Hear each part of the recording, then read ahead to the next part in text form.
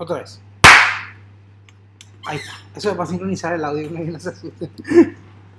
Bueno, vamos a hablar de anestésicos locales. Los anestésicos locales son un grupo de fármacos de uso habitual que empezaron sus aplicaciones a partir del descubrimiento de la cocaína y sus efectos anestésicos.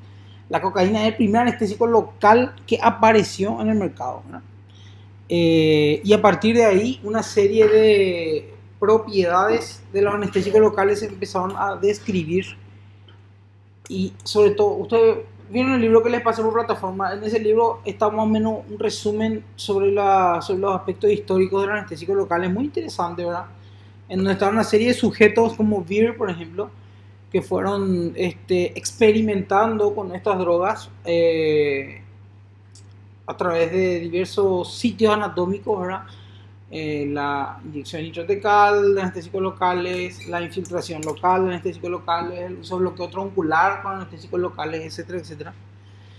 Y así fue ganando cuerpo, digamos, esto que es la anestesia regional, ¿verdad? La anestesia regional, que es toda una especialidad, toda un área de práctica en la anestesiología, ¿verdad?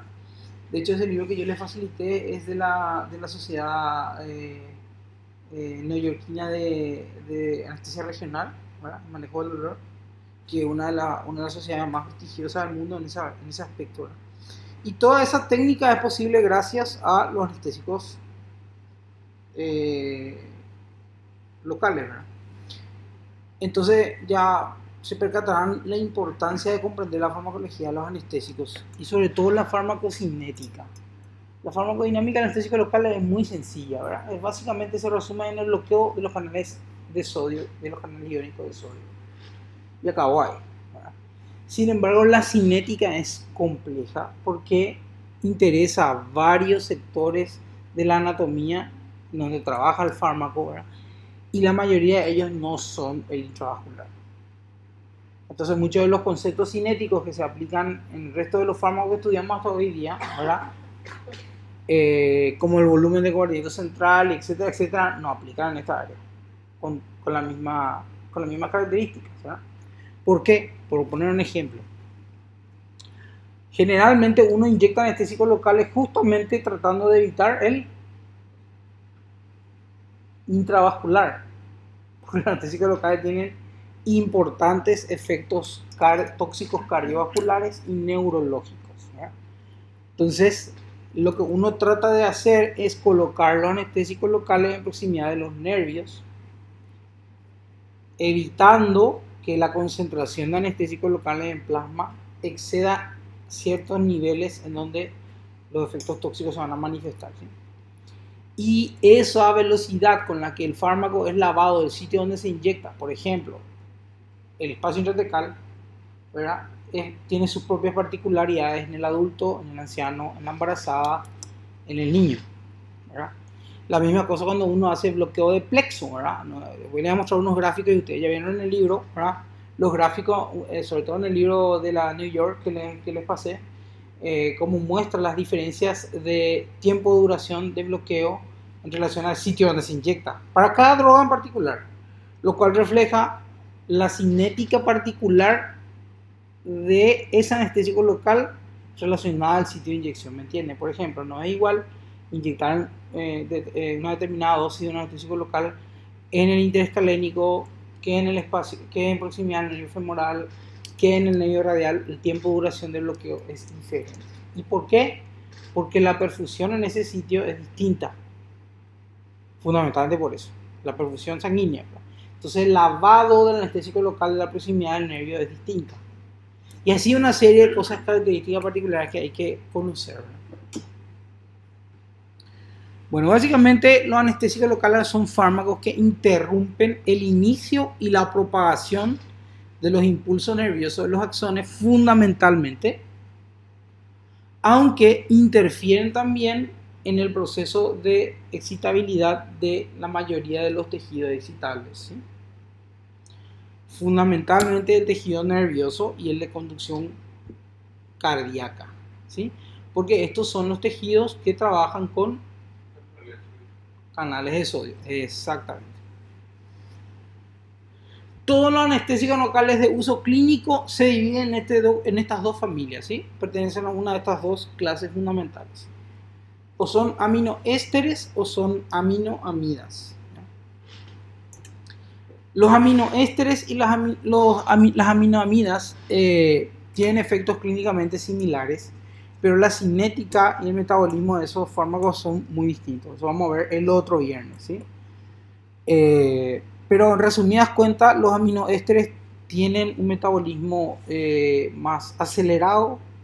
Generalmente está relacionado con colinesterasas plasmáticas. Generan ácido paraminobenzoico, así que pueden tener efectos colaterales importantes en los recién nacidos. El ácido paraminobenzoico puede producir acidosis láctica, convulsiones y hemorragia intraventricular, por ejemplo. Y además el ácido paraminobenzoico puede funcionar como un apteno reconocido, ese que puede generar reacciones alérgicas importantes, ¿sí? Entonces la mayoría de los efectos alérgicos relacionados con los anestésicos locales están asociados al grupo de la familia de los aminoésteres. Por lo mismo, los aminoésteres generalmente son anestésicos locales cuya duración es mucho menor en comparación a las aminoamidas. Las amidas generalmente son fármacos que tienen un efecto de duración mucho más largo, se metabolizan en el hígado, no se metabolizan por esterasas plasmáticas como otros fármacos, y son las moléculas de uso clínico más frecuentes, son las aminoamidas, ¿verdad? Dos ejemplos destacados de la familia de las aminoamidas son la bupivacaína, la levobupivacaína y la ropivacaína, ¿no? Y la lidocaína, obviamente, que es la estrella del grupo, ¿verdad? La primera de todas. Y entre los aminoésteres hay un grupo importante, la prilocaína, la tetracaína, una serie de fármacos que vamos a ver que no tienen casi aplicación clínica en nuestro país, aunque en algunos otros países sí hay algunos fármacos que circulan y tienen aplicaciones muy puntuales, ¿no? Bueno, en este gráfico lo que se puede ver es la estructura de los anestésicos locales, ¿sí? Sobre todo cómo se configura esa estructura. Ustedes ven aquí, están destacados dos partes de la estructura molecular en las que se basa la clasificación que les mencioné recién, que es el enlace éster, en este caso, o el enlace amida, en el caso inferior, ¿verdad? El enlace éster y amida, ¿entre qué? Entre dos partes que se repite en la estructura molecular de todos los anestésicos locales, ¿verdad? La primera parte es un grupo aromático, ¿verdad? Que es el grupo lipofílico que le da funcionalidad a los anestésicos locales, y en la otra parte una amina terciaria. Ven aquí el nitrógeno y el nitrógeno. Eso tanto en las amidas, acá se ve lidocaína, como en los aminoésteres, como la procaína. Sí, la estructura se repite, la diferencia está en el enlace que une a esas dos partes de la molécula. ¿Se dan cuenta? Esa nomás es la diferencia, pero hace toda la diferencia, sobre todo cinética, ¿verdad? No dinámica. La dinámica, como ya dijimos, es siempre la misma, bloqueo de canales de sodio.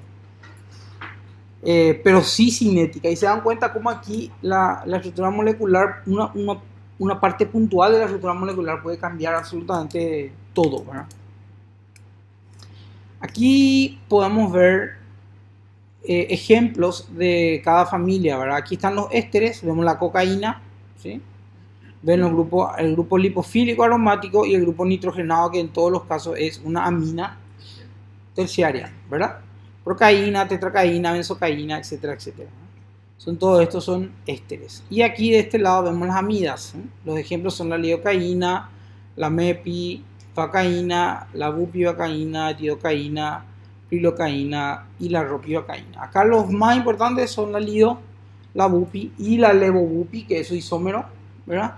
Y la ropi. ¿Está bien? Ven que básicamente el patrón estructural es parecido, ¿verdad? Pero que la diferencia es el enlace que está en el centro. Bueno, este gráfico lo que muestra es, lastimosamente no sé por qué razón no se ve bien, ¿verdad? Parece que es la relación de aspecto de la máquina, ¿verdad?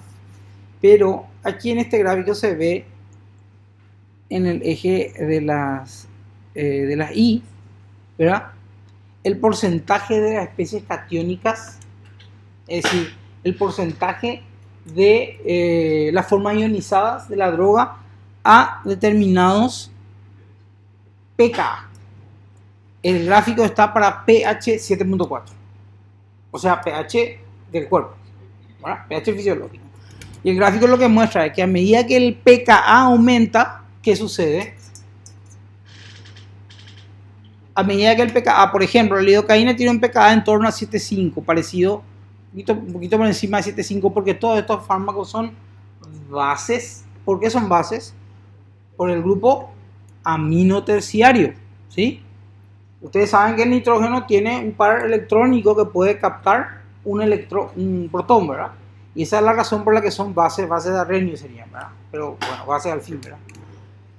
Entonces, la lidocaína, que tiene el pKa más próximo al pH normal, pero igual por encima del pH normal, tiene una relación de 70% de especies catiónicas. Es decir, 7 de cada 10 moléculas de lidocaína a pH fisiológico tienen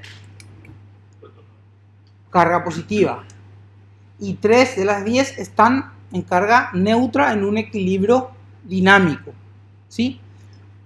Y sin embargo la cloroprocaína, que es el ejemplo extremo que tiene el pKa ya casi por encima del 9, o sea, súper básico, ¿verdad? Casi todas las moléculas pH fisiológico de cloroprocaína están protonadas. ¿Por qué esto es importante? ¿Por qué le parece que es importante? Diferente afinidad. Cuando son más neutras y o sea, protonadas. ¿Afinidad sobre qué? Sobre la membrana. Ya, ok. Muy bien. O sea, lo que vos planteas es que las especies protonadas, obviamente cargadas, ¿verdad?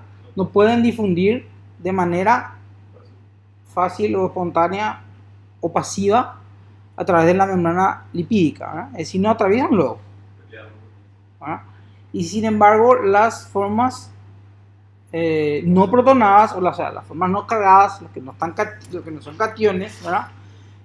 Sí pueden pasar o libremente, ¿verdad? Pueden pasar libremente a través de la membrana.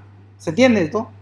Esto es importante porque cuanto más alta es la cantidad de formas catiónicas a pH fisiológico, ¿verdad? ¿Qué va a pasar?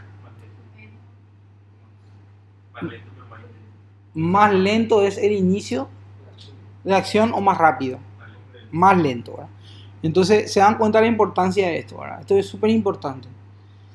Esta es la misma razón por la que en un medio ácido, supongamos un absceso, el clásico ejemplo, el pie diabético, que va a ir a Amputrans Meta, ¿verdad?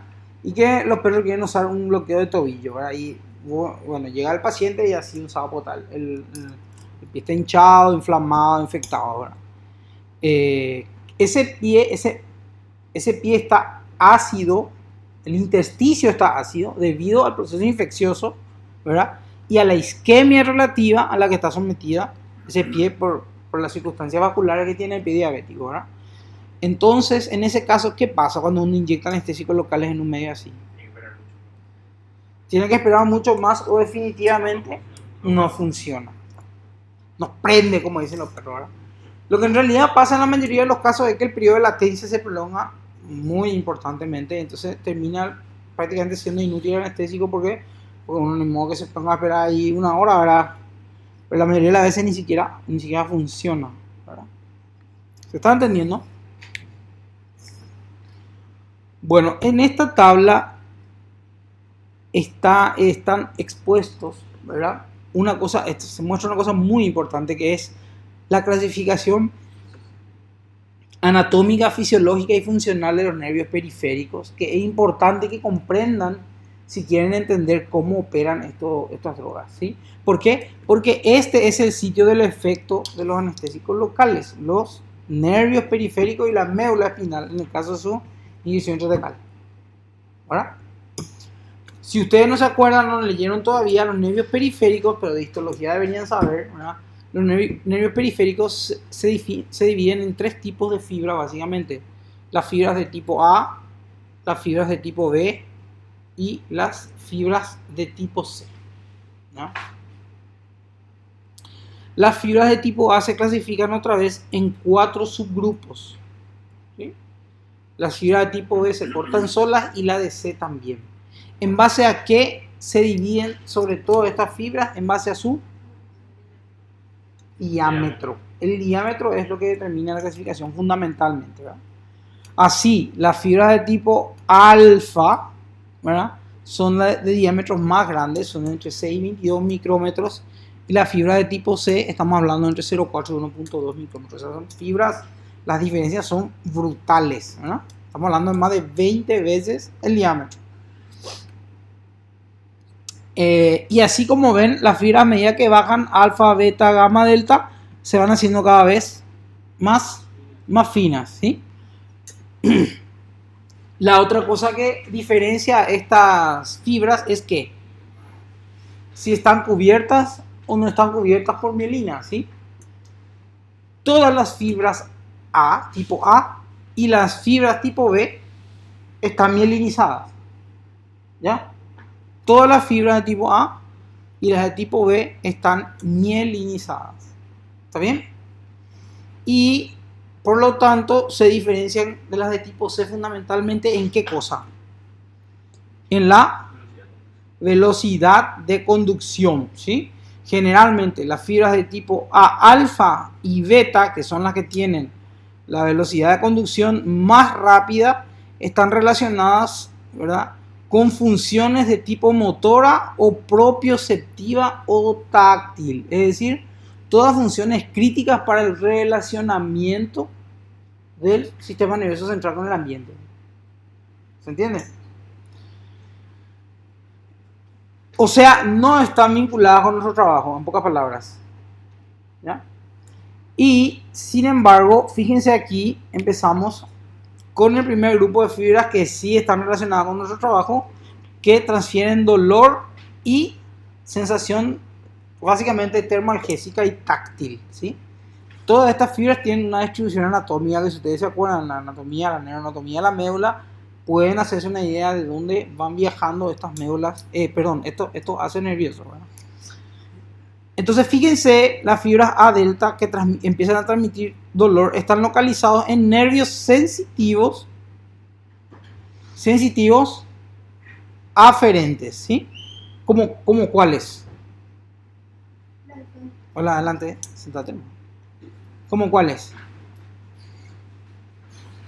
Un nervio sensitivo puro, aferente. El músculo cutáneo, por ejemplo, ¿sí? ¿Está bien? El radial, por ejemplo, es sensitivo puro, no.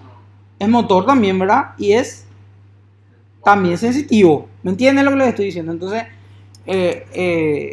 esos nervios, ¿verdad?, están compuestos por fibras nerviosas de diversos tipos. Algunos otros, la mayoría de las veces, son nervios que están compuestos por fibras múltiples, ¿verdad?, tipo A, tipo B, tipo C, bla, bla, bla, ¿verdad?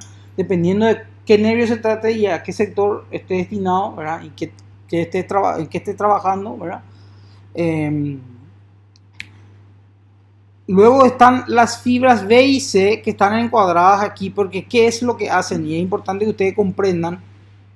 Son fibras, sobre todo la B y la C, la SC, ¿verdad? Son fibras que están asociadas a ¿qué? A la transmisión de eferencias autonómicas. Y eso es súper importante. ¿Por qué es importante?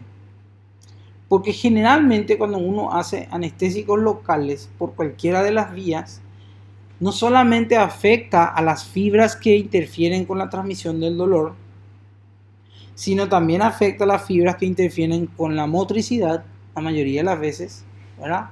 Sobre todo si la inyección es intratecal, porque ahí se impregna el anestésico local en todas las raicillas eferentes, ¿verdad? Sino que también altera las fibras nerviosas que controlan todo el sistema vegetativo. ¿Entienden? Entonces hay consecuencias motoras, sensitivo-algésicas y autonómicas siempre que se usan anestésicos locales. Así se explica que cuando uno inyecta bupivacaína intratecal produce bloqueo del dolor, pero también produce parálisis, ¿sí? El paciente no puede mover la pierna, ¿verdad? Y también produce, ¿qué cosa? Vasodilatación en el territorio bloqueado, importante vasodilatación, ¿verdad? Con redistribución vascular y alteración del continente venoso. Te noto estresada, ¿qué no comprendes? Cuando uno hace una raquidia, ¿qué hace? Inyecta bupivacaína en la médula. Vamos a suponer que vos vas a hacer una cadera. 15 vas a usar de bupivacaína, qué sé yo, 18, no sé. Lo que quieras, ¿verdad? Y vas a alcanzar un cierto nivel en relación al volumen de bupivacaína utilizada, ¿verdad? Vamos a suponer que terminar alcanzando T6, ¿verdad? ¿Qué significa eso? ¿Qué significa que alcances T6?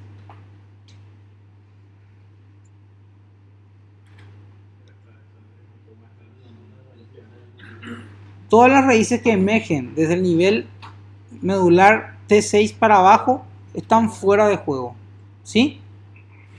Entonces, ¿qué quiere decir? Que todas las raíces que transmiten dolor, que sensan temperatura, que producen motricidad y que regulan todos los procesos vasculares autonómicos de ese territorio se apagan. Entonces, obviamente, ¿qué va a pasar? Esa arteriola que estaba contraída, ahora que está bloqueado, ya no va a estar contraída por el efecto tónico y se va a dilatar. ¿Está bien? Pero no solamente la arteriola, sino también la vena. Entonces vas a tener un secuestro de volumen en esa zona. ¿Se entiende? Eso es lo que está queriendo decir. Y eso explica que el paciente pierda, o sea, baje su presión, por ejemplo. Durante una raqui, si el territorio de anestesia es muy amplio, por ejemplo, si es T4, básicamente toda la médula está bloqueada. Prácticamente toda la médula, ¿verdad? De lo que te salvaba es de bloquear los nervios cardio aceleradores, ¿sí? Que si llegaba a bloquear eso, tenía una raqui total y ahí tenía un problema, ¿verdad? El paciente puede parar, hace una bradi por predominio vagal y para, ¿verdad? Entonces,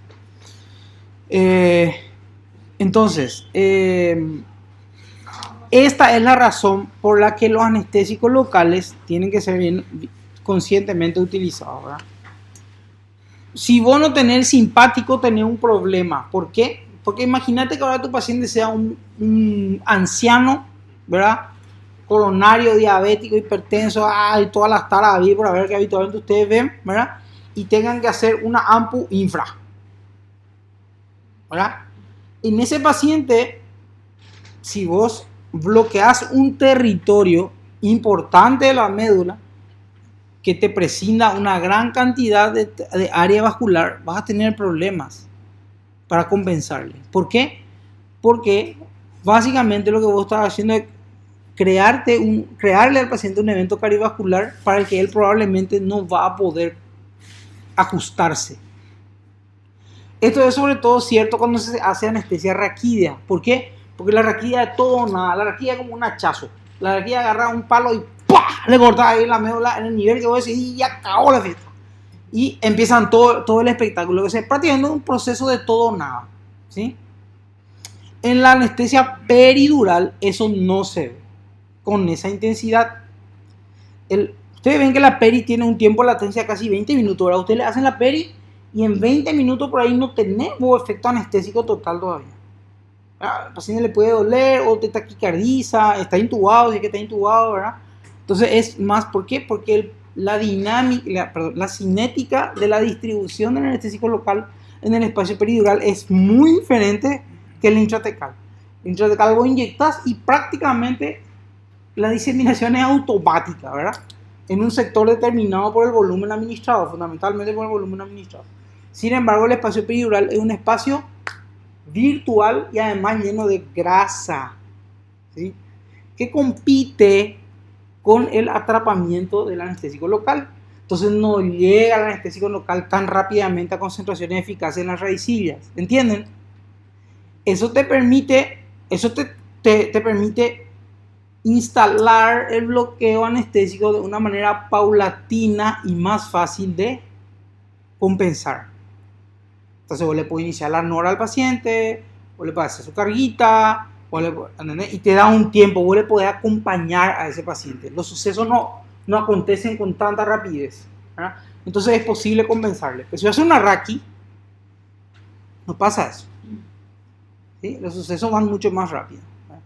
Entonces, esa por ejemplo es una diferencia cinética importante. ¿Y por qué les explico eso? Por esto, ¿sí? O sea, que usted siempre tiene que tener conciencia de que usted efectivamente bloquean procesos autonómicos de regulación vascular cuando hacen anestésicos locales en cualquier sector, sea con inyección en plexo, sea peridural o sea intratecal, ¿no?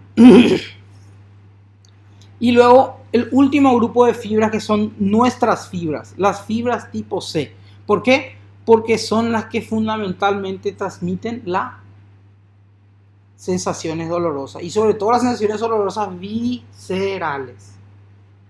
¿Sí? Viscerales. Entonces, si ustedes se fijan, acá hay dos grupos, las fibras A tipo delta, ¿verdad? Y las fibras C son las dos fibras que transmiten fundamentalmente dolor. Esas son las fibras que nosotros tenemos que bloquear. Ojalá pudiéramos bloquear solamente esas fibras. Esa sería la anestesia regional perfecta, ¿sí? ¿Por qué? Porque vos conseguirías no bloquear el autónomo, o sea, no tendría, lo que estuviéramos hablando ahora sería una boludez, o sea, no tendría vasoplejía, no tendría robo vascular, no tendría hipotermia relacionada con la raquidia, y con la peridural, pero fundamentalmente con la raquidia. Ustedes saben que la raquidia produce hipotermia también. ¿Por qué? Porque al alterar los procesos autonómicos de regulación territorial de la temperatura, el paciente se vuelve lo que yo le llamo un vaso de leche, ¿verdad? Es un vaso de leche. Si toda esa distribución natural del calor hacia el centro y una gradación paulatina hacia la piel de bajada de temperatura se pierde en la raquidia. Y por eso el paciente tiembla en donde puede, que es arriba. ¿Dónde? En donde tiene control autonómico, libre. Entonces, cuanto más alta la raquidia, más dificultades tiene el paciente para compensar su temperatura. ¿Por qué? Porque a diferencia del paciente que está en anestésicos generales, el hipotálamo, el que está en raquidia, está despierto. ¿Se dan cuenta de la diferencia? Es decir, no está bajo efectos de coma farmacológico. Entonces, la raqueta nomás es el mejor indicador del que no tiene idea de lo que está haciendo, ¿sí? La raquidia es probablemente la técnica más que requiere más atención y destreza, ¿sí? Adelante. ¿Por qué? Porque provoca un shock medular que vos tenés que compensar. Tanto en presión, en volumen, temperatura, todos los efectos. ¿Se entiende? Esto si no saben, nunca la van a pegar, ¿sí? Otra cosa que tienen que comprender muy bien, sobre todo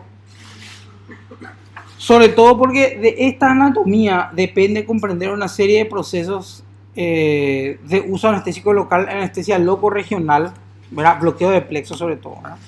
Si ustedes se fijan aquí, esta es la distribución anatómica de una que dice acá, secciones transversales de un nervio periférico donde se observa la capa más externa. Yo estoy grabando, chiquillos.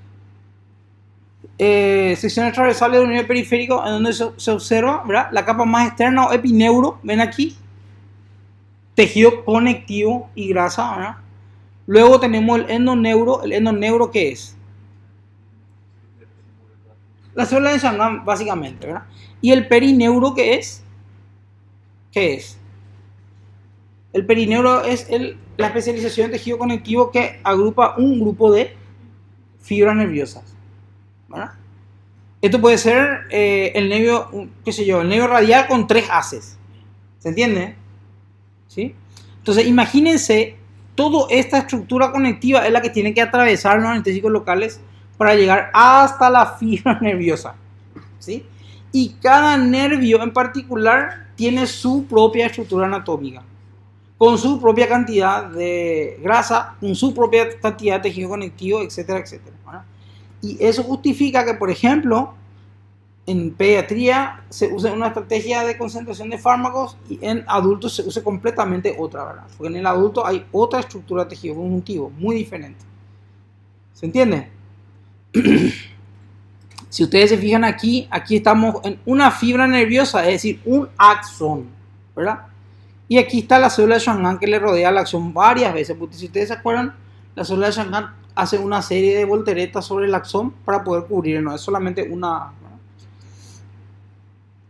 Y acá se puede ver como una sola célula de Shanghai puede hacer eso con varios axones, ¿verdad? Si ustedes se fijan acá, se puede ver la estructura nerviosa. Fíjense, acá está el epineuro, como vimos, ¿ven? El peri, y acá están todos los axones, ¿ven? Este es un fascículo. Como ven, hay tejido conjuntivo, hay grasa y hay vasos sanguíneos, ¿sí? Entonces, esta imagen es muy importante para que comprendan la cinética. ¿Cómo? Para que comprendan la cinética. O venía acá con la aguja y ¡plac! Inyectada ahí el anestésico local. Y ese anestésico local disemina. Cuando ustedes hagan anestesia regional bajo eco, van a ver lo fantástico que se ve esto, ¿verdad? Ahí el profesor Delgado les va a mostrar con detalle, ¿verdad? Cuando ustedes lo que solemos buscar es atravesar el epineuro e ingresar a este espacio con la aguja para instilar anestésico local en este lugar. ¿Se entiende? Y fíjense la anatomía aquí. Aquí hay vasos. Vos vas a atravesar el epineuro y vas a disecar esta zona con anestésico local, intentando que el anestésico local impregne el fascículo, ¿verdad? Pero este vaso va a retirar también anestésico local. Va a lavar anestésico local de ese sitio. ¿Se entiende?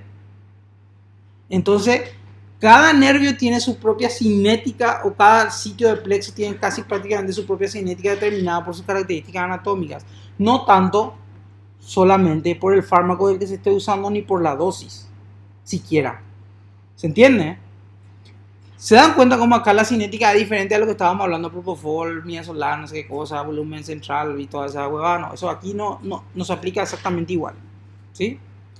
Por esa razón, los bloqueos nerviosos en pediatría suelen durar menos tiempo que en adultos, por ejemplo, porque la vascularización relativa es mucho mayor, ¿verdad? La misma cosa pasa con la anestesia raquídea en pediatría, ¿sí? El proceso de lavado de LSR es el triple casi que en el adulto. Entonces, ¿qué pasa? Voy a inyectar la bupivacaína en el adulto y se queda recirculando la bupivacaína y lavándose el LSR a una velocidad 3 veces, hasta casi 3 veces menor que en el niño. Entonces, vos podés tener efecto de bupivacaína clínicamente relevante hasta 1 hora y media, 2 de nivel anestésico en un adulto, pero en un niño jamás vas a alcanzar ese tiempo. Con suerte vas a alcanzar 50 minutos. ¿Sí? Entonces, y estamos hablando de la misma droga utilizada con el mismo peso relativo, pero con cinéticas completamente diferentes. ¿Se entiende esto? Si ustedes no comprenden esto, nunca van a entender por qué lo que la bupi acá dura más, el otro dura menos. No. ¿Cuánto tiempo dura la analgesia en tal lugar? ¿Cuánto tiempo dura la analgesia? ¿Por qué? Bueno, esta otra imagen es importante de comprender. ¿Por qué? Porque esta es una especialización de las fibras de transmisión rápida, como las fibras A, alfa, beta, las fibras A sobre todo, ¿sí? Son las fibras que tienen esta especialización de nódulos de Rambier, ¿sí? ¿Qué son los nódulos de Rambier? ¿Se acuerdan de eso? Ese anda. Invítame. Son interrupciones de la mielina que exponen el axón al intersticio, ¿verdad? En ese sitio, ese es un sitio de especialización que está agrede. ¿Qué función cumple ese sitio?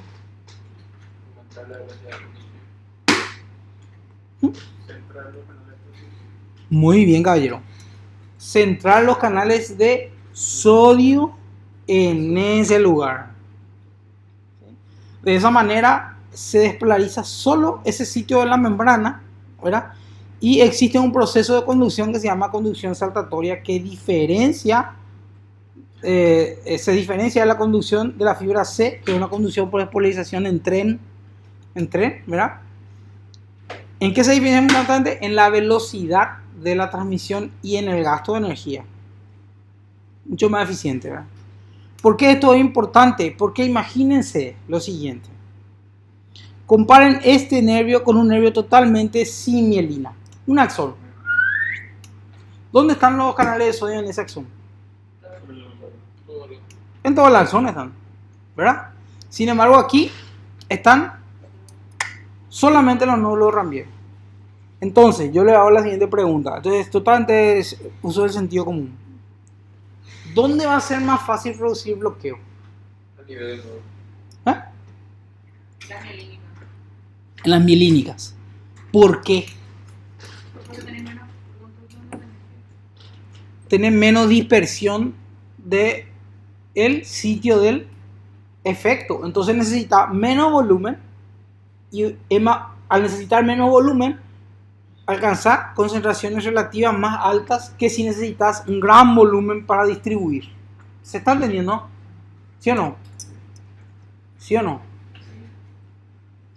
¿Verdad? Entonces voy a inyectar en la proximidad de una fibra libre, ¿verdad? Y obviamente los canales están distribuidos por toda la fibra y el anestésico local tiene que diseminarse por toda esa fibra, por un tramo importante de la fibra para producir bloqueo de la transmisión, ¿verdad? Y eso hace que el efecto sea relativamente, o sea, la fibra sea relativamente más resistente al anestésico local. Sin embargo, aquí, ¡pap! Nódulo Rambier, chau. ¿Cuántos nódulos Rambier hay que bloquear? Por lo menos 3.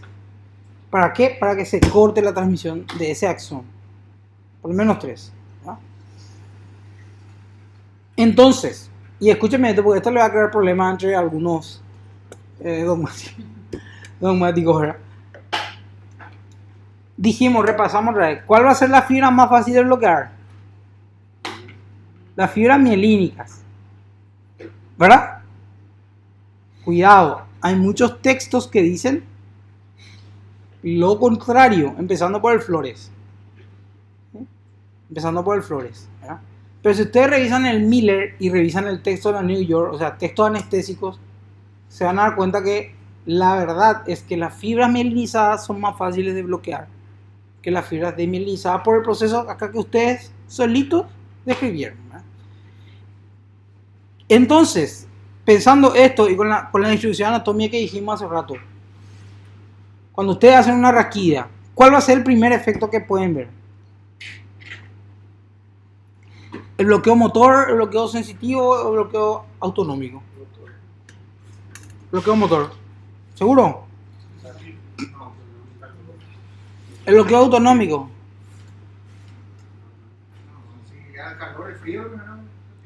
Sensibilidad al calor y al frío. Eso parece que no tiene relación con lo que estábamos diciendo, ¿verdad? ¿Por qué? Porque las fibras que transportan calor y frío, ¿cuáles son? La C y la A tipo delta. Debería ser una fibra Las más tipo sensibles son gamma gamma y delta. Las Gamma y delta. más sensibles. Por lo que acabamos de decir ahora. por eso. ¿Por qué? Porque son mielinizadas y son las más finas entre las mielinizadas. Aquí yo le estoy exigiendo un paso más arriba de nada, ¿eh? O sea, no el conocimiento del clínico, sino el del anestesiólogo, ¿verdad? Entonces, porque en la clínica pasa algo distinto, que es lo que está diciendo Víctor, ¿verdad? Primero se pierde la sensación las sensaciones al calor, las autonómicas, ¿verdad? Sí, Después van las sensitivas de piel sí. y después últimas las viscerales. la realidad se recupera. Y al revés se recupera. ¿Qué es lo que pasa aquí? Nos están tomando el pelo, ¿verdad? ¿Qué pasa si vos tenés? ¿Qué pasa si vos tenés? ¿Qué pasa si vos tenés un camión con 20 soldados para uniformar? ¿Verdad? Y otro camión, pero estos soldados son ¿cómo te diría? Flaquitos, ¿verdad? Sí, es fácil de poner la ropa, ¿verdad? y en el otro, en el otro camión tenés 10 soldados para uniformar nomás. Pero son así como yo, entre gorditos y no tanto. ¿Verdad? Síganme que el ejemplo, si no, no van a comprender. Y después en el tercer camión tenés 5 nomás, pero son obesos mórbidos. Y empieza ya el tema, todos juntos al mismo tiempo, a ver quién termina de vestir todo su camión. ¿Están entendiendo la analogía? ¿Qué va a pasar? ¿Cuáles son los soldados más difíciles de vestir? Los obesos, eso es claro, ¿verdad? ¿Y cuáles son los más fáciles de vestir? Los intermedios, ¿verdad? Los flaquitos y los intermedios, ahí están las cosas más fáciles, ¿verdad? Sin embargo, yo les puedo asegurar que es probable que el camión de los obesos termine de vestirse primero. ¿Por qué? Por el número. Entonces, la anatomía de las fibras es lo fundamental. Ustedes no van a ver un nervio de fibra C de este tamaño, pero sí van a ver un nervio motor así. ¿Se entiende? Dios mío, ustedes me deberían pagar por esta explicación, porque no sé cuándo. Quemó todito ya mi bulo, esto que le acabo de explicar ahora. ¿Por qué pasa eso, verdad? ¿Por qué pasa eso? Porque los nervios que están destinados a la actividad motriz ocupan una cantidad de células, eso que se llama unidad motora, mucho menor que la que ocupa una de sensibilidad táctil o de dolor, que se dispersa en un gran territorio. Entonces hace falta mucho menos fibras relativas para cubrir la demanda funcional de la fibra C y delta que la que hace falta para un nervio motor. ¿Me entienden lo que les digo? ¿Entienden? Entonces es mucho más fácil, individualmente las fibras motoras son más fáciles de bloquear, pero no como estructuras anatómicas complejas. Decime, compañero. Como dijiste, la anatomía, una fibra motora por lo general tiene el epineuro, el perineuro y todo eso tiene que atravesar el... Cuidado, vos estás hablando de un nervio. Y un nervio está compuesto por todo ese grupo de fibras. Vos en el nervio femoral, vos tenés fibras tipo A destinadas a la actividad motora, a delta, a alfa, ¿verdad?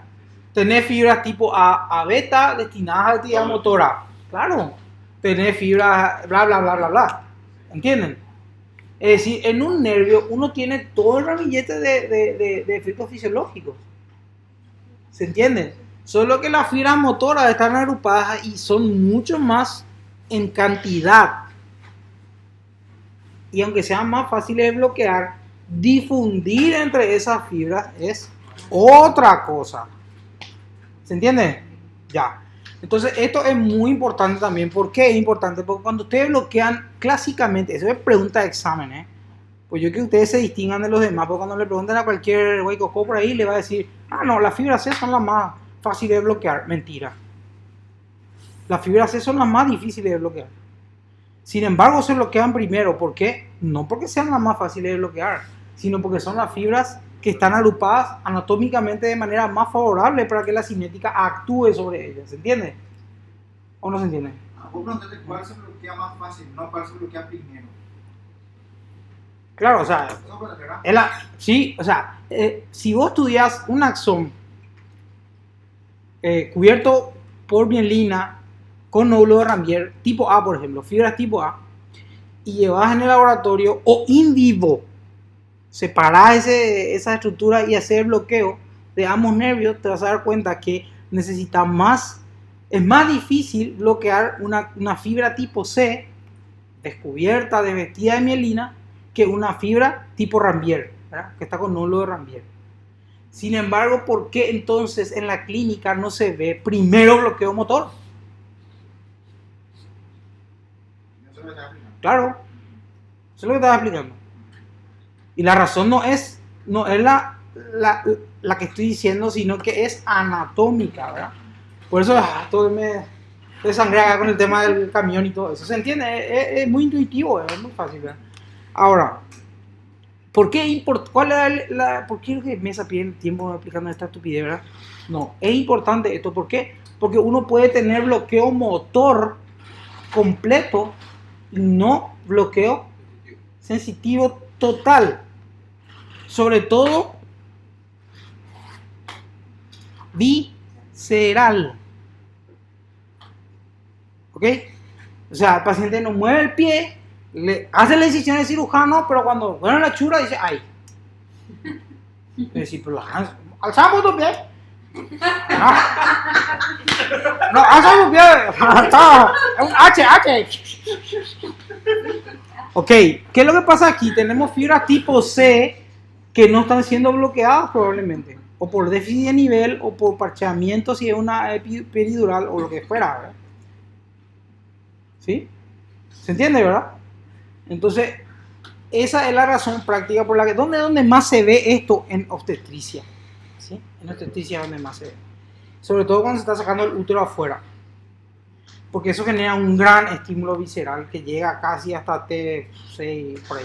Más incluso, ¿verdad? Entonces ahí la paciente... Perfecto, pues yo se estaba operando. Le partieron ahí, le sacaron el bebé. Oh, todo bien, y me le sacan el útero y ay, no siento nada, no puedo respirar, quiero vomitar, quiero mear, ¿entienden? ¿Sí? Entonces eso se ve de repente por eso, ¿verdad? El nivel es inadecuado, pero también el bloqueo visceral de fibras tipo C es inadecuado, ¿sí? Pero ¿qué hace? Igual la 10, Correcto, claro que sí. Pero vos tenés que comprender lo que pasa. ¿Por qué? Claro, porque vos podés hacer la cagada de sentarle de vuelta y volver a bloquear, ¿verdad? Y eso no es una buena idea. ¿Sí? No, pues tener la chura afuera, que no se tenga que bloquear nada. Si tenés la chura afuera, metes un tubo y acabó el pleito. Sí, claro, ¿verdad? Pero vos tenés que entender lo que pasa. A eso es lo que me refiero. Vos tenés que saber qué es lo que pasa. ¿Entiendes? Porque entonces porque hay una serie de otras cuestiones que derivan de ese entendimiento, que es qué cosas. Vos podés tener acción completa todavía de estos anestésicos locales, o sea, bloqueo motor y autonómico, ¿verdad? Y sensitivo somatoestésico, o sea, fibras A tipo delta, ¿verdad? Y tener fibra C fuera de juego ya. La analgesia visceral, por eso es un problema siempre en la anestesia. Sobre todo cuando se está haciendo anestesia regional con peridura.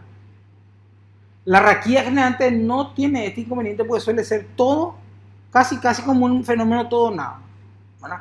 Pero en la peridural sí, ¿por qué? Por lo que dijimos, el espacio peridural es otra cosa. ¿Sí? ¿Se entiende? Va. Entonces acá se ve el estilo de transmisión, dijimos ya, la mielinizada y la no mielinizada, saltatoria y por tren de despolarización, ¿no? Bueno, los receptores de sodio son importantes de estudiar, pero memorizar todas esas cositas no tanto, ¿verdad? Es decir, lo que es importante entender de los canales de sodio.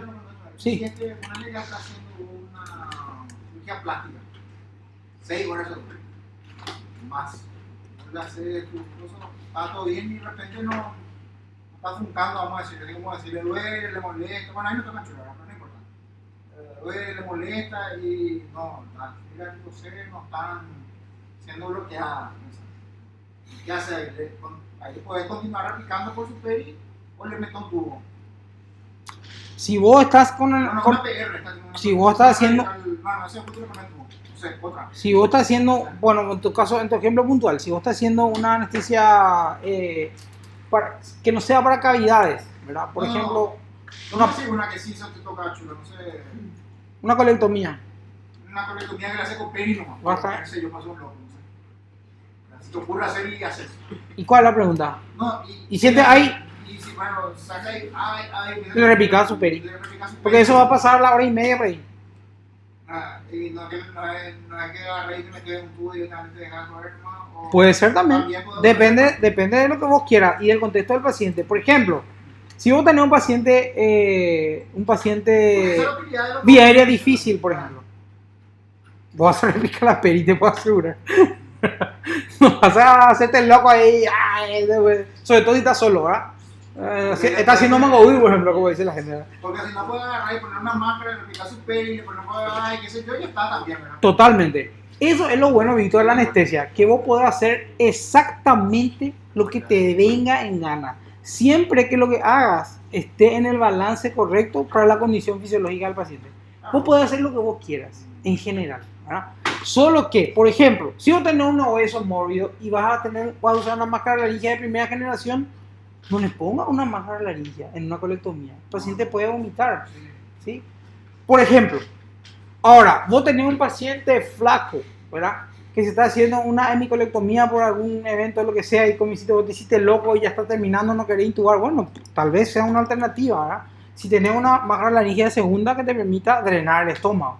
Y así hay infinidad de posibilidades, o sea, hay infinidad de posibilidades. Muchas de ellas dependen sobre todo de tus destrezas, competencias y habilidades, ¿verdad? De qué es lo que vos sabés hacer bien. Porque hay una cosa que es cierta, también ustedes tienen que aprender eso. La mejor anestesia es la que mejor se hace. Esa es la verdad, la milanesa, excepto cuando hay algunos absolutos. Les cito dos absolutos que me vienen ahora mismo a la cabeza. Muy bien, muy bien. Anestesia raquidia. Ahí no existe eso de la mejor anestesia es la que mejor te sale. No, la raquidia es la mejor anestesia. Y se acabó. ¿Sí? Ahora, otro ejemplo es la ortopédica de gran porte, rodilla-cadera. No es la general la mejor anestesia. No, se acabó. ¿Sí? La evidencia es consistente y apoya esa técnica sobre las otras impresionantemente, ¿verdad? ¿Se entiende? Pero casi en todos los otros escenarios se puede discutir, se puede ver, se puede arreglar, se puede ver. Otro ejemplo justamente puntual es la anestesia peridural en colectomías, ¿verdad? La evidencia es muy importante acerca de que la anestesia peridural en colectomía favorece el alta precoz del paciente, ¿sí? Nosotros vamos a tener una unidad antes de finalizar sobre anestesia regional, ¿sí? Que vamos a hablar con Diego y conmigo, y ahí le vamos a mostrar estos tópicos. Nosotros estamos desviándonos mucho, ¿verdad? Esto es puro, lo que pasa es que esto no se puede casi separar uno de lo otro, ¿verdad? Anestésicos locales de regional. Entonces lo que es importante que ustedes sepan de canales de sodio que es que existen isoformas neurales, ¿sí? Isoformas neurales, ¿verdad? Es decir, hay canales de sodio que están asociados a fibras motoras, hay canales subtipos, ¿verdad? Hay canales de sodio asociados a fibras sensitivas, etcétera, etcétera. Y ahora lo que muchos están concentrándose en investigación, los esfuerzos en tratar de encontrar los anestésicos o las drogas que afecten solo isoformas que interfieren con las vías del dolor, ¿sí? Ese es el futuro de esta área. Entonces, eso es lo que es importante que ustedes sepan. Existen muchas isoformas, ¿sí? Esas isoformas también explican las distintas sensibilidades, ¿sí? Tanto en el área cardiovascular como en el área nerviosa, ¿sí? Los efectos tóxicos cardiovasculares se manifiestan mucho más tardíamente que los neurológicos. Y eso tiene que ver, entre otras cosas, también con que las isoformas neurológicas son más sensibles que las cardiológicas de los receptores de sodio. Fuerza al. Ahora, ¿cuáles son las consideraciones clínicas más importantes relacionadas a los anestésicos locales? ¿Qué es lo que importa saber de los anestésicos locales? Lo que importa saber de los anestésicos locales son fundamentalmente estas tres cosas y otras más que les voy a pasar en la siguiente diapositiva. Pero fundamentalmente estas tres o cuatro, ¿verdad? La potencia y la duración. Ustedes se acuerdan del concepto de potencia, ¿verdad? Potencia básicamente se relaciona con la cantidad de droga requerida para obtener un efecto, ¿verdad? Si cuanto más potente una droga, menos dosis de ella se requiere para conseguir el mismo efecto, ¿verdad? Generalmente las drogas más potentes también se relacionan con efectos tóxicos más graves y más potentes, ¿sí? Generando un estrecho margen terapéutico, ¿verdad? Y la potencia también se suele, en anestésicos locales estoy hablando, se suele relacionar con la duración del efecto. Cuanto más potente es un fármaco, más largo es su tiempo de acción, ¿verdad? Por ejemplo, la bupivacaína y la ropivacaína o la levobupivacaína son anestésicos locales súper potentes, ¿verdad? Entonces se requiere, y eso fíjense nomás, cómo vienen las formas de lidocaína, un cc 20 miligramos, y cómo vienen las formas de bupivacaína intratecal, por ejemplo, un cc 5 miligramos. ¿Se dan cuenta? Y, o sea, estamos hablando de una droga mucho más diluida. ¿Por qué? Por la potencia de la bupivacaína es brutal, ¿verdad? Y así es que 4 cc de bupivacaína intravenosa tiene un efecto muy diferente a 4 cc de lidocaína endovenosa, ¿verdad? con 4 cc de bupivacaína no venosa voy a tener una catástrofe y con 4 de lido revertir una arritmia, ¿verdad? ¿Está bien? Otra cosa importante que categoriza a los anestésicos locales es el comienzo de acción. El comienzo de acción de anestesia es muy importante, ¿sí? Sobre todo cuando vamos a practicar anestesia regional exclusiva. La latencia es importante. La latencia es donde cobra relevancia, sobre todo en la anestesia neuroaxial epidural, porque ustedes saben lo que hablamos hace rato, la latencia es en torno a los 20 minutos cuando se usa bupivacaína, por ejemplo. Cuando se usa lidocaína es más corta la latencia, porque la lida es menos potente, menos hidrofóbica. Eso vamos a ir viendo todo, esas son características que definen a los anestésicos locales y comienza más rápido, por lo mismo dura menos. Todas esas características están relacionadas. ¿Sí? La hidrofobicidad de la molécula generalmente se relaciona con el tamaño, el peso molecular. ¿Por qué? Porque lo que le da hidrofobicidad a las moléculas, ¿qué son? Los grupos aromáticos. Entonces, un grupo aromático añadido a una molécula incrementa su peso molecular en forma importante. Entonces, aumenta la hidrofobicidad. Esas son generalmente moléculas más pesadas.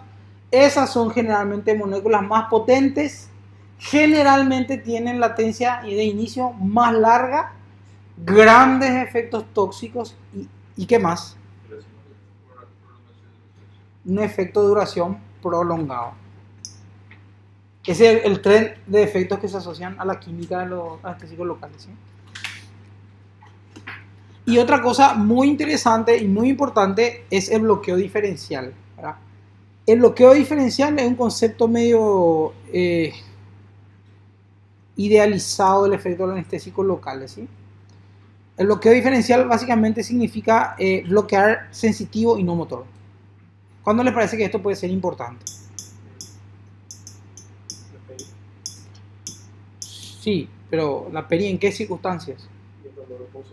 Muy bien. Cuando se está hablando de analgesia. ¿Por qué? Porque uno necesita que el paciente esté sin dolor, pero que pueda deambular. Generalmente, de hecho, ese es el propósito principal de dejar un catéter, por ejemplo, en ortopédica mayor, en donde el paciente tiene que moverse para evitar complicaciones postoperatorias graves como el tromboembolismo pulmonar y todo eso, ¿verdad? Entonces, imagínense a un paciente operado de cadera, operado de rodilla, con dolor. No se va a mover, ¿verdad? No se va a mover. Entonces, es un problema, ¿verdad? Entonces, el bloqueo diferencial tiene que ver con ese concepto, ¿verdad? Otro ejemplo importante de bloqueo diferencial es la analgesia peridural para tórax. Uno tiene que producir analgesia, pero no bloqueo motor, porque justamente lo que uno quiere es que el paciente desarrolle toda la capacidad, o sea, mueva su volumen corriente por encima de la capacidad pulmonar residual, para que no haga atelectasias, ¿verdad? Y pueda tener una recuperación rápida y de calidad, ¿verdad? O para que pueda expectorar sin problema, manejar bien secreciones y no haga atelectasia. Y así una serie de circunstancias, ¿verdad? Entonces el bloqueo diferencial es súper importante. ¿Cómo se consigue el bloqueo diferencial? Y hay 2 o 3 formas fundamentalmente. La primera y la más importante es el tipo de anestésico local. Hay anestésicos locales que proveen bloqueo diferencial de mejor calidad que otros. 2 ejemplos son la BUPI y la ROPI. Sobre todo la ROPI. La ROPI tiene una cierta capacidad más importante de producir bloqueo sensitivo que motor, ¿sí? Sin embargo, el bloqueo diferencial realmente donde más se consigue es interfiriendo en la concentración del anestésico local que se va a usar, ¿sí? Generalmente uno, al diluir los anestésicos locales mucho, por ejemplo, si uno hace una peridural con una concentración de 0,125 o 0,625 anestésicos locales, obtiene este resultado, ¿verdad? Analgesia y sin parálisis motora, ¿verdad? ¿Sí o no? ¿En virtud de qué? ¿Se acuerdan lo que dijimos, verdad? A que las fibras sensitivas son más finas en su estructura, ¿verdad? Y las fibras sensitivas se bloquean con concentraciones más bajas, ¿verdad? Porque son menor cantidad de fibra es la que hay que ocupar. ¿Sí? ¿Se entiende, pa? No, yo no quiero confundirle, quiero que quede claro. Si yo les pregunto, cuando hago un bloqueo, ¿cuál es la sensación que primero voy a anular? Va a ser el dolor a dosis bajas. Pero no porque sea más fácil de bloquear las fibras, repito otra vez, todavía no se confundan, ¿sí? Sino porque esas fibras son más finas y es más fácil que permee el anestésico local esas que las gruesas fibras motoras, ¿sí? Entonces, entre las características del anestésico local es físico-química, ¿verdad? Liposolubilidad creciente, incremento de unión a proteínas, potencia creciente, tiempo de inicio prolongado, acción prolongada, tendencia creciente a producir toxicidad cardiovascular grave, ¿sí? Y las otras consideraciones clínicas más importantes que hay que tener en cuenta, ¿verdad? Y que varían el efecto de los anestésicos locales son las dosis de anestésicos locales, lo que acabamos de decir, ¿ya? La variación de la concentración de anestésicos incrementa el bloqueo diferencial. 1, 2, altera la duración del efecto, ¿ya? Y 3, altera la calidad del bloqueo, ¿sí? Uno puede tener dosis analgésicas, así se habla de dosis analgésicas y de dosis anestésicas. Las dosis anestésicas son las que bloquean sí o sí las alfa tipo D, las A tipo delta y las fibras tipo C. Es decir, no hay aferencia dolorosa. Y también bloquean las autonómicas, por supuesto. El uso de vasoconstrictores es otra consideración clínica importante. Ustedes saben que se puede prolongar el efecto clínico de los anestésicos locales si se combina estos anestésicos con vasoconstrictores, ¿verdad? Y así está, por ejemplo, la lidocaína con epinefrina, ¿verdad? O la bupivacaína con epinefrina. Esa mezcla tiene un propósito, y el propósito es aumentar la duración del efecto. Si uno usa bupi con epi, ¿verdad? Esa bupi va a durar más tiempo que la bupi simple. ¿Por qué eso es? Porque se la justamente por los vasoconstricción. Claro, porque al producir vasoconstricción del territorio instilado, disminuye la tasa de lavado de la bupivacaína del medio donde se inyectó, o sea, epidural o plexo, por ejemplo. ¿Se entiende? Esa es la razón por la que se prolonga, ¿sí? Ahora, este es un coadyuvante, el vasoconstrictor, ¿verdad? Generalmente uno no usa vasoconstrictor intratecal. Ojo, no hagan eso, porque antes usaba, pero producía síndrome de cola de caballo, ¿verdad? Entonces, ya no. Otra cosa que varía el efecto o las características del efecto de los anestésicos locales es el sitio donde se inyecta, ¿sí? No es igual inyectar un anestésico local por abordaje lumbar, ¿verdad?, que hacer un abordaje axilar. ¿Por qué? Porque en el lumbar vos tenés enormes fibras nerviosas distribuidas en un gran margen anatómico, ¿verdad? Y en el abordaje axilar tenés todo el paquete apretado ahí a tu merced, ¿verdad? Entonces el volumen requerido para producir bloqueo en este sitio nunca va a ser igual que el requerido en este sitio, ¿sí? ¿Por qué? Porque la difusión, el área de difusión es mucho mayor, ¿entienden? Entonces cuando uno hace un bloqueo, depende de la dosis, el volumen, etcétera, etcétera, del sitio en donde va, de qué lugar anatómico va a bloquear, ¿entienden? El pH del medio, ya hablamos del pie diabético, ¿sí? Un pH ácido protona más las moléculas y hace que el tiempo de inicio sea mayor o directamente hace inefectivo el anestésico local, ¿verdad?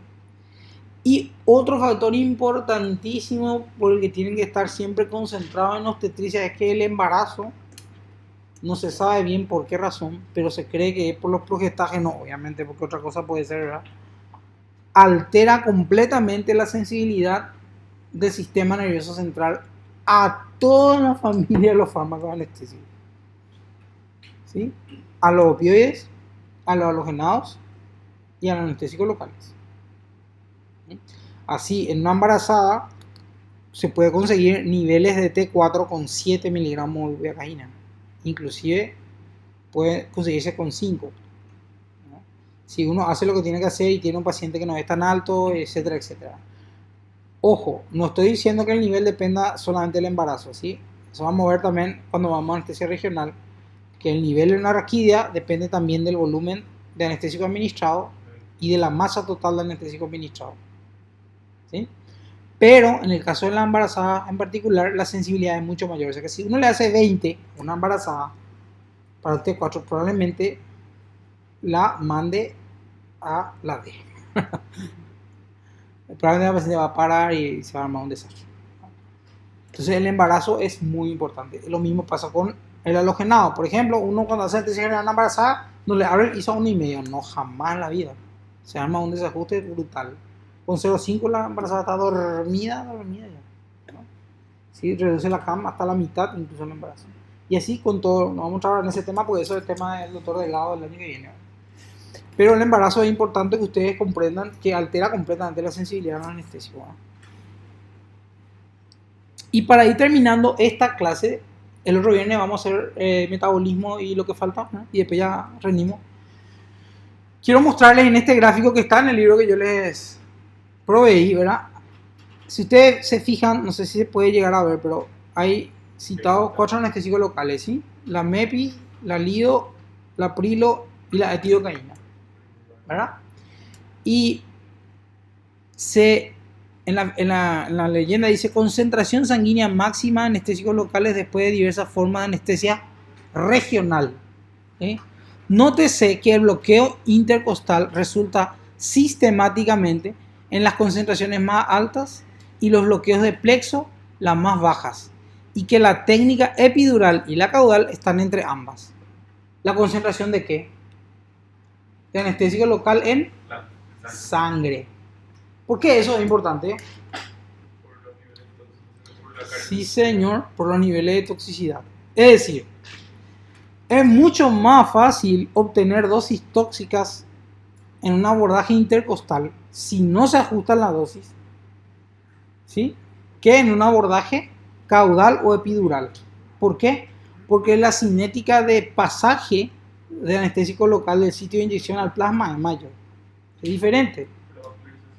Por la vascularización, por el contenido de grasa, bla, bla, bla. No se olviden que el espacio epidural es un espacio virtual, pero que tiene también grasa. Entonces, atrapa ahí el anestésico local. Entonces, el pasaje es mucho más lento. Entonces, la concentración plasmática de anestésico no va a llegar a cifras tóxicas tan fácilmente como si uno inyecta fíjense, intercostal lo que es. Se destaca importantemente en todos los anestésicos locales sin excepción. ¿verdad? Y si ustedes se fijan, el plexo braquial es un bloqueo bastante seguro en términos de efectos tóxicos siempre que no se haya hecho una inyección intravascular. Pues ya es otra cosa, ¿verdad? Entonces, se dan cuenta y 500 gramos de MEPI produce concentraciones sanguíneas completamente diferentes. 500 de LIDO completamente diferentes según el sitio donde se haya inyectado. Es decir, la misma dosis produce concentraciones plasmáticas distintas. ¿Están entendiendo eso? Eso es importante porque eso es lo que le da la idea de que ustedes tienen que ajustar la concentración según el bloqueo donde ya.